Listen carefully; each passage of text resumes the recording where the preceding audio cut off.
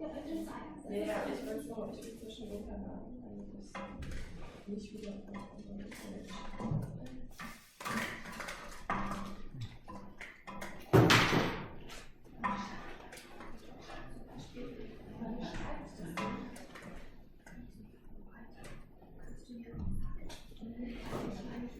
That's not relevant.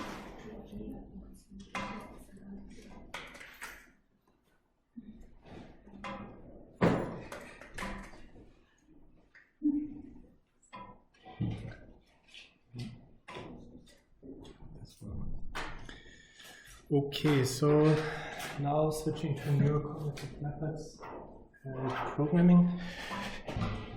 So today is the last session, also in this course. Could you please close the door?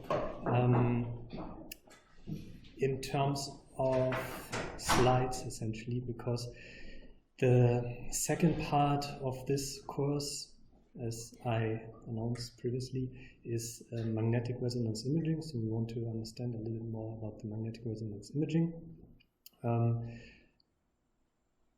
Or if you're not interested in that, you can also do the EEG course, as we also previously discussed.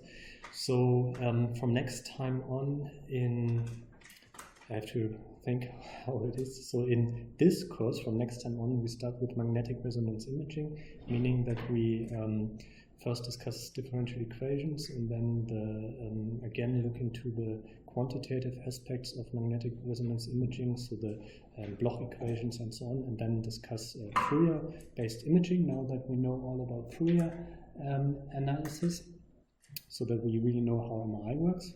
That's in this course. In the other course, where we just finished Fourier analysis, we will start with GLM analysis of fMRI data, which you can also think basically starts after this session in this course. So we will talk about GLM analysis of fMRI data, and we will use these two sessions before Christmas, which I originally hadn't dedicated to that, to multiple linear regression. Because the GLM analysis of fMRI data is multiple linear regression. And to at least give you a little bit general GLM theory, I thought it would be helpful if we at least spend these 2 hours on that. I've been asking you to watch the GLM stuff previously. You should really try to familiarize yourself with matrix multiplication and multivariate Gaussians. So we will go over this quickly in these 2 hours before Christmas, but not in the depth that I have previously done that, for example, in these videos, and also not in the depth as it's in the script. So please look at matrix multiplication if you're not happy with that in the script that is on my website, and also look into multivariate Gaussian distributions. So that you are somewhat happy with that. In the application to multiple linear regression, we will discuss that in a little bit of detail in the next 2 coming weeks. Yeah?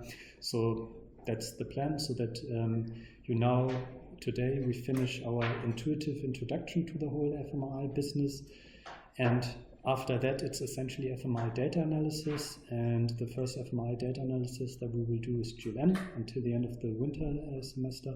And then the second fMRI analysis that we will do is DCM in the summertime. And if you want also at one point hear about multivariate analysis of fMRI data, you're welcome in the academic year 1920, where I will teach multivariate again after some time that I haven't teach. Yeah, so that's the general layout. It's a little bit complicated, but if you just come here and you will learn useful stuff. You can also view it as that. So today, fMRI data preprocessing, which is, at least in some labs, a big thing. In papers, it's usually like 3 or 4 sentences that say we did realignment, smoothing, and normalization using SPM 12. And that's usually what this refers to. And to get started, it is helpful again to remind yourself and everyone of how fMRI data are organized, so that you know where pre-processing actually starts. So this is something that we've seen before. So you have your participants, they come for sessions, you acquire data in runs. In a single run, you have a time series of EPI volumes. Each volume consists of a number of slices. Each slice consists of a number of voxels. Based on acquiring data in a single run, you get time series of the MR signal over voxels. Yeah? So this is how the data is saved. So you have a time series for each voxel. So you have a spatial domain there, and you have a temporal domain. Yeah? So this is what you should always keep in mind when data analysis starts. Usually how the data are organized are actually files per time point, so that you have a file that holds the data for all voxels for a given time point, and then if you have acquired, let's say, 150 time points, you have 150 files. There are also what is called 4D files now, which are a little bit more compact, so that you have the 3D spatial data times the 1D temporal data in one file.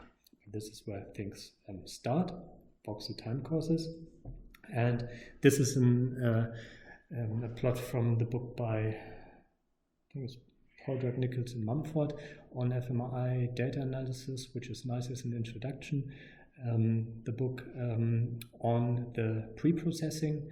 So the typical pipeline in terms of fMRI data analysis works as follows. So you start with the reconstructed image data. Reconstructed image data means that you have done the inverse discrete Fourier transform of the data that was acquired in K-space. So you start with the images, and then you can do a number of steps before you start with the statistical analysis or the actual data analysis. And things that one can do are, for example, distortion correction, motion correction. Distortion correction is not always done. This is why there's this direct link to motion correction. Then you can do slice timing correction. However, this is also not always done. Then you can do spatial smoothing. Normally there is some spatial normalization step also in here, which is not shown. What this is mainly trying to indicate is that there's a number of pre-processing or processing steps between the data that you get from the scanner and the data that you then apply, for example, your classifier to, your GLM to, your DCM to, or your own model that you developed yourself because you're a real scientist and not just a toolbox using clicking monkey. And monkeys are nice, nothing against monkeys, but this is sometimes in labs kind of how things are. So you should aim for actually developing your own models and not use the models that other people have proposed. But if you want to do that, you should also, of course, know what other people have proposed and understand the models that other people have proposed. So, based on these two things, starting with that, this is the outline for today. So there's some quality assurance, distortion correction, slice time correction, realignment, smoothing, and anatomical normalizations. What are these things? What can we say about it? And that's what we're going to do. Quality assurance. What can be done to make sure that the scanner is actually doing what it's supposed to do is to measure MR phantoms. And then to look at these and detect common artifacts. And common artifacts, so this is something that you should know, are things like spikes or ghosting and strong signal inhomogeneities. So if you basically become a scanner operator by doing this course with Christian Kainz, whom you all know because you attended the safety seminar, these are things that you actually learn to see, and I will show you examples as well. And this is important as a first data quality screening test, because if you try to do statistical analysis of data that is corrupted, no one has any benefit from it. So there are some common MR artifacts, spikes, ghosting, signal dropout, and inhomogeneities that you should be able to detect visually. So what are MRI phantoms? MRI phantoms are essentially, so in the simplest case, they are just bottles of water that you can put into the scanner, into the head coil, and then scan and look at. So here, for example, is a phantom that is just some saline water-filled ball. And if you make an image of that and you find that the image is completely distorted, so you don't see a ball in the image from the scanner, but something different, then of course something is wrong. There are more advanced phantoms. This is here kind of a pseudo-brain phantom. I don't think we have something like that at the CCNB. These phantoms are a little bit more around, so they have some geometric shapes that you can image and then check whether these geometric shapes are also fine. So typical thing is what MR physicists or radiographers do to do scanner maintenance is that once a week they scan such a phantom and then look at the images, check whether, for example, the raw signal to noise ratio is good, and check for their geometry. So these are MRI phantoms. You should also, when you become a scanner operator, learn how to scan a phantom and look at it, so that you know what that is, an MR phantom. So now going to detecting spikes in MR images or different kind of artifacts. So this is an image which is fine, except that I don't know why they chose this image, that there's quite a big tumor here, which is actually quite sad for the participant, but somehow I think it's from the MR handbook, they use this image to demonstrate what a spike is. So this is a kind of normal image. A spike basically looks like this wave-like pattern in the data, so that you have these stripes. This is called spikes. This usually signals, this usually doesn't occur in all images, in all slices, but occasionally occurs and is in general signals some malfunction of the hardware and is one of the times where you would call the vendor of your machine to check out what is going wrong, because as Christian Kainz also discussed, this is not something that we then deal with ourselves, but then the Siemens people have to come if there are spikes and check what the problem is. So the point here is not so much to understand where this pattern comes from, but to know that a spike refers to this stripe-like pattern, and it means that there's something wrong with the scanner. Call Siemens or Philips. Ghosting is another artifact that sometimes occurs. This actually has to do with aliasing in terms of the image reconstruction and the frequency stuff that we discussed last hour. It's called ghosting because you have here the image of the brain at the top of the head, roughly, not quite, but going towards the top, an EPI image, and you see that there is kind of a wraparound of data points here, so it gets a little bit, if you emphasize the image, you see that here again, and you have the front of the brain here. So these artifacts are called ghosting. The theory there is one can actually understand if one goes a little bit into the Fourier and discrete Fourier transforms and the questions of aliasing. So this is where these things come from. Usually, however, is not so much that something is going wrong with the Fourier transform, but what is going wrong is with the signal acquisition itself, and then there are two, then the real and imaginary components of the raw data are wrong, and then you get these kind of things. It's not what we discuss in detail here, it's just another artifact that you're supposed to be able to see. So ghosting, and I've heard the terms.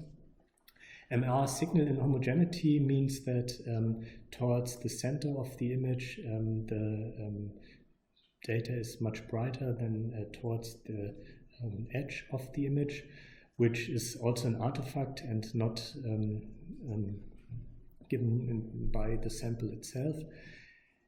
Yeah, it used to be a bigger problem. It's especially a problem for things like cortex and white matter dissociation, what's that called, segmenting. So if you try to create a mesh of the cortical surface, then you need an image processing algorithm that distinguishes cortical voxels, so dark gray voxels, from light gray voxels. And if you have this strong inhomogeneity, especially at the edge, that's quite hard for an algorithm to do. So if you have these inhomogeneities, then there's a problem. So you should see if this is the case, but this is already going more into a problem that the radiographers or the MR physicists seeing many more images than you should detect. And finally, signal dropout. So you know that, or you might not know, but then I'm telling you now, that you have dropout specifically around air-filled cavities of the head. So the sinuses, for example, so the sinuses, which are these air-filled cavities in your bones, not the sinuses that drain the veins. And around these, for example, in the temporal pole or the orbital frontal cortex, you just don't get much MR signal. And specifically here for EPI, the dropout is much stronger than here for the T1 image. So here you have quite some signal dropout. So signal dropout just means you don't record a signal. Yeah. So these four artifact spikes, ghosting, inhomogeneities, and signal dropout, you should be able to detect on images. You should see them, and essentially what it means for you is if you see spikes and ghosting, talk to the radiographer and or your thesis advisors and say the scanner is not working correctly. Inhomogeneities, hopefully you won't have them. If you have them, talk to radiographer and advisor. Signal dropout, it's natural for things like orbitofrontal and temporal pole. If you're particularly interested in these areas, you need some special sequences which try to avoid strong signal dropout there. Otherwise, you just have to deal with it and say, okay, that's fMRI. We have this signal dropout. And of course, looking at these raw images is a first thing in data analysis and of course quality assurance, because if you have a lot of spikes in your data and you don't look at the raw images and then analyze your data, it will be funky and nobody knows why, and it's weird. So look at it. Yeah, that's quality assurance. Next, distortion correction. So distortion correction in the context of fMRI means the following. If you image an object, for example, such a phantom, which is here a ball, and the image of it looks like that. So you see that there are some distortions in the sense that this doesn't look like a ball. Then you have a distortion, which can be, for example, caused by non-homogeneous magnetic fields or gradients that don't produce uniform and linear gradients. In this case, it's actually due to the field. What you can do is acquire an image of the magnetic field, so essentially measure the inhomogeneities of the static magnetic field, and then use this information of essentially the distortion of the magnetic field to interpolate and recalculate the MR image here. So you basically know, okay, the distortion is in the magnetic field, so I can use this information to do better here and get a corrected image. This of course doesn't work only for phantoms, but it also works for EPI data. So here it's an example for distortion that is actually resulting from an interaction between, what's this? Let me think. I'm not quite sure whether this was actually, that might be an artifact due to some metal implant here. Not quite sure whether this is, don't think this is standard frontal signal dropout. The main thing is that this was the API images that was acquired. At the same time, there was a field map acquired in magnitude and phase, because this is acquired in Fourier space, as we will learn in January. And this information can then be used to unwarp, this is how people call that, or correct the API image. And you see that it's mainly doing something here. Distortion correction sounds awesome. There are tools also to do that. It's like always when you try to correct data that was somehow not acquired correctly in the first place. This is then, in a sense, artificial data that you generate, and it works not, so it does something, but you will still be faced with the fact that your raw data actually had signal drop out there. So one can try it, and in some cases it might make a difference and help for something, but it's not like it's the most standard thing that people always do. There's also actually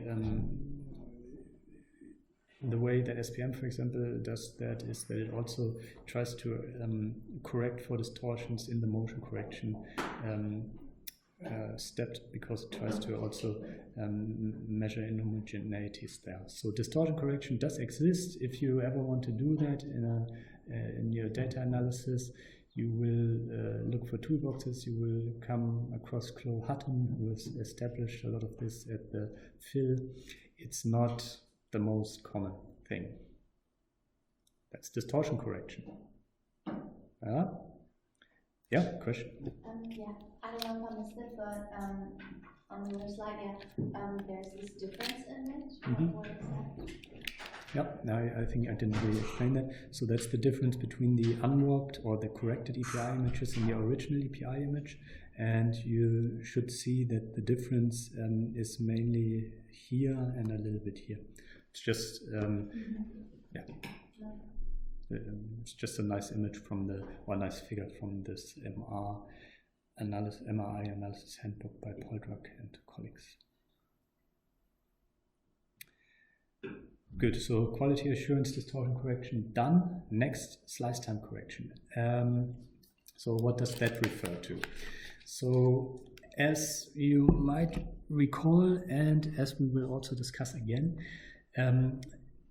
MRI volumes, so 3D images, are not acquired in a standard setting all at once. That would be 3D imaging, or as people also call it, one-shot imaging, which happens, but so one can do it, but it's still not the most common thing. I don't know, do you, from your fMRI papers, I know you're not reading fMRI papers, you're someone reading all sorts of papers, but not papers that actually have to do with fMRI or EEG. But does anyone in their fMRI paper came across 3D imaging / one-shot imaging or slice time correction? You came across slice time correction. Okay. Slice time correction was there, good. So if there was slice time correction, that meant people acquired the data in slices, so they did 2D imaging, because most people do 2D imaging. What that means is that you acquire the data slice by slice, which is, yeah, good. This seems to be reinterpolated, because you can see that for each slice you have kind of 3 voxels here, but of course this is something that actually happens. So if you, for example, acquire slices of thickness 3.5 millimeter, you often in SPM reinterpolate this to 2 by 2 by 2 millimeters, so that you have a little bit more or a little more voxels per slice thickness than you had originally. Thing is, these slices are not acquired exactly at the same time, and depending on how they are exactly acquired, they might actually be quite different, even if they are close together in space.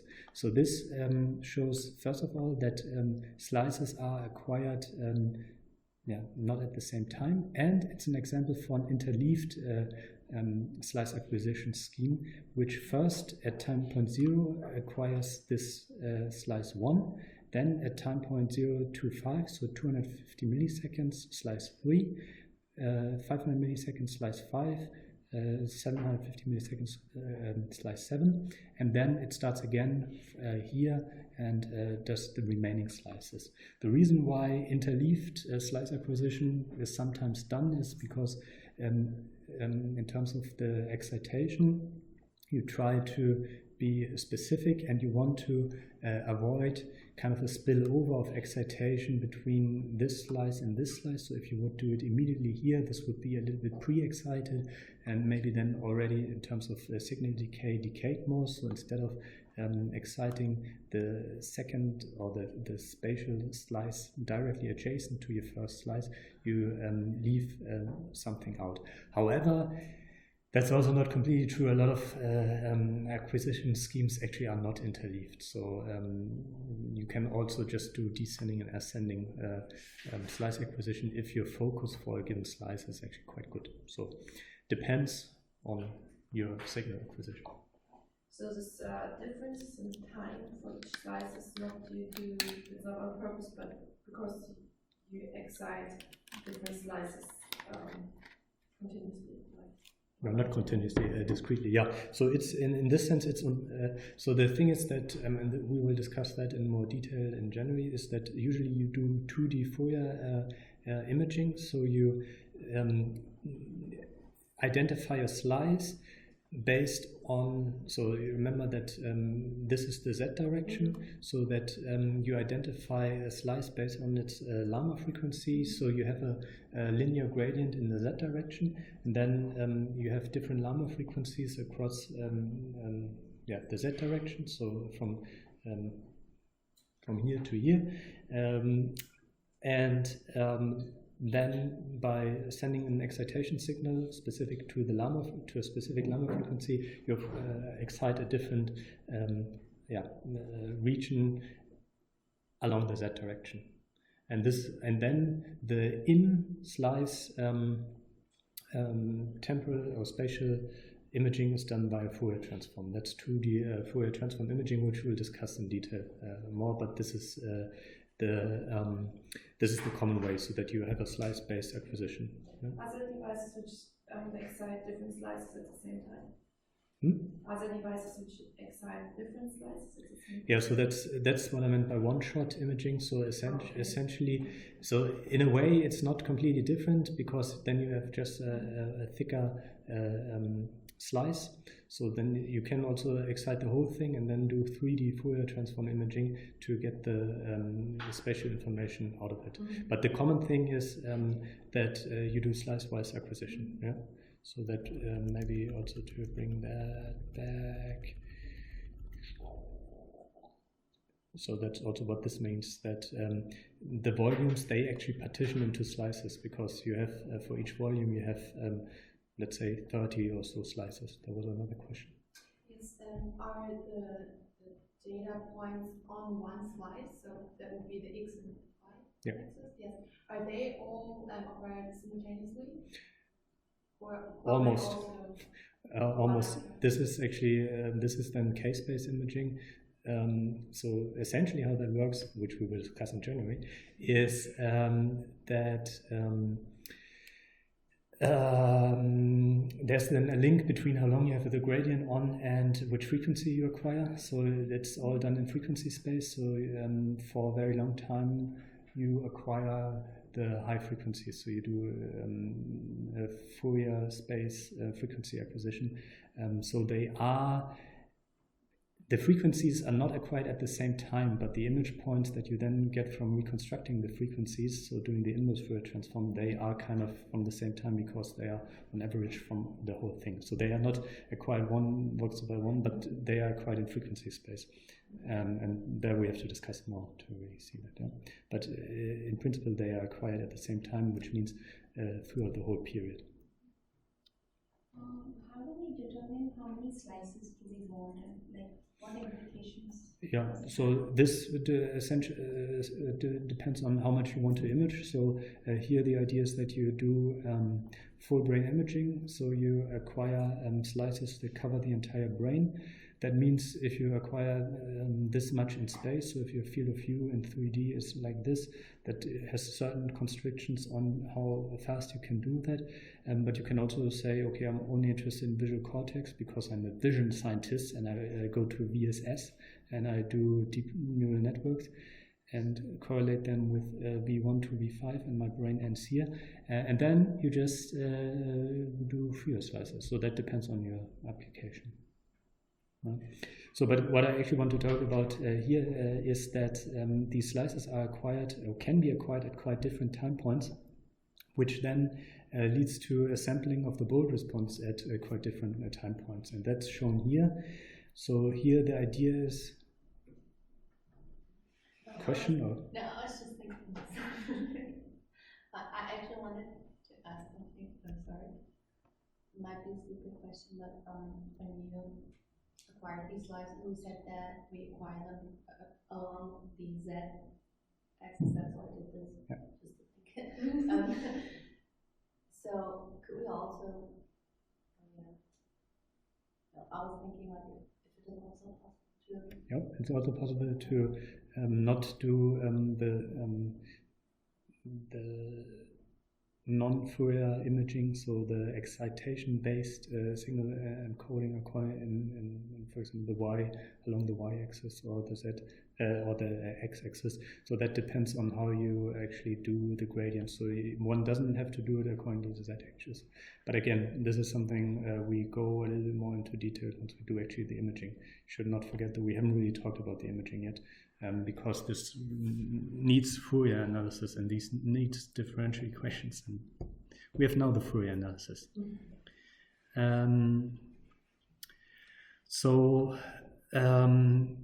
Now, in terms of these different time points when slices are acquired, what this leads to, especially, for example, if you do an interleaved acquisition, this leads to quite different, or can have effects on the sampling of the bold response. So this is the example. You have a brain area here.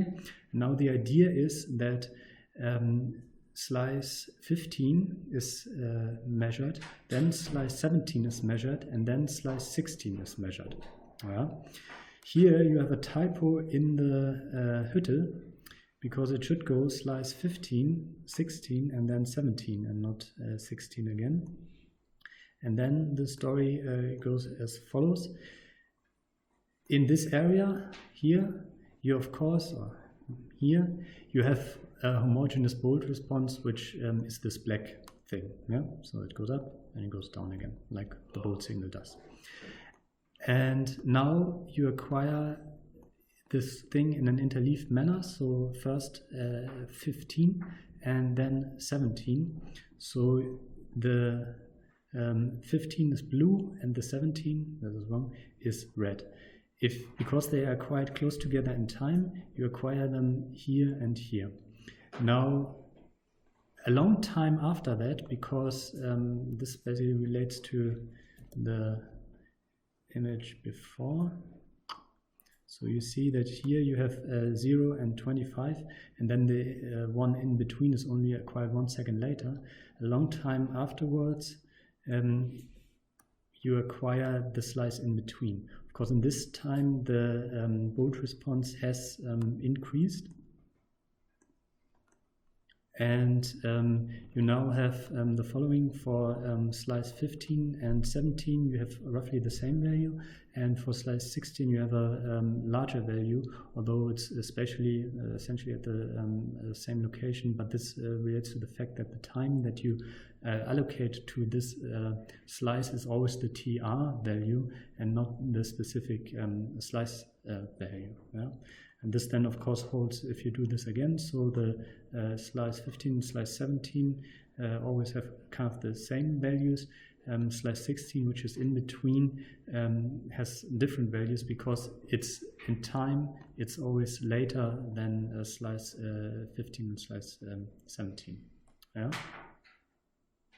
No? Yes? No, I just don't understand. I thought it's the slices are right in chronicle order. Yes, but we would start with 15 and then 16, 17. I don't get why 16, which is in between, is the latest one. Yeah, so there are two things. One thing is that this refers to an interleaved sequence like shown before, so that you actually do this, this, this, this, and then 2, 4, 6, 8. So it refers to an interleaved sequence. So if you're not using an interleaved sequence, then it's not that strong, definitely. The other problem is that you always treat the data from one volume as one time point. Yeah? So although the data are effectively acquired at for a given point in space, or at least a given slice or a given point in Z space, at different time points, if you analyze the data or look at them, you treat all data from one volume as acquired during one TR. Yeah? So you say that all my data, all my voxel data here are acquired at time at 1 second. These are at 2 seconds. These are at 3 seconds. In fact, some slices were acquired at 1.5 seconds, and some slices were acquired at 1.8. Some say 1 second. So, and this is how this slice timing effects come in there. And I will. Yeah, one can do something by it. This is what is called slice time correction. So this image is not really that helpful. It just shows that you can interpolate. So for example, yeah, if you have, yeah, I'm not even quite sure how to interpret that. This shows just some interpolation of data one can do. The thing is with the whole thing with slice time correction, there are two things to say about slice time correction. First of all, if you have short TRs, the difference are not much. So if you have a TR of like 1 to 1.5 seconds, the differences that you actually have in terms of the bold signal are not much, because the bold signal is not changing that much within 1 second. It changes, but it doesn't. It changes more on a time scale of 4 seconds. The other thing is that slice time correction, so doing something against these differences, works best if it doesn't have to do much. So if the slice timing effects are minimal, then it works. If you have big differences, then interpolation, of course, gives you interpolation error. So slice time correction makes sense or works well if you don't need it, and it doesn't really work well if you need it a lot. These days, it's not that needed anymore because TRs are not in the range of like 3 seconds or so, but more on the 1.5 or something like that. Finally, the whole problem just comes in because you don't do your analysis based in a slice-specific manner, but in a GLM-specific manner. So ideally what you would do is to do a GLM analysis with onsets that are temporarily done in a slice-specific manner and not done in a volume-specific manner. I said that every year since 6 years or so on, and every year I say, please develop a GLM that is doing a slice time-wise GLM, and nobody ever does it. Because everybody studies then clinical aspects of, I don't know what. So this is the story about slice time correction. You can read blogs of that online, so I never do slice time correction because it's not really worth it. Yeah, but the problem is kind of understandable. You can do interpolation against it, but then interpolation will maybe not really work. Of course, I'm also not explaining in detail here how this interpolation really works, because I would have to talk about interpolation. So yeah, you can do slice time correction, you cannot do it. Better would be to do slice-specific data analysis. Please develop that. That's slice time correction. How are we doing?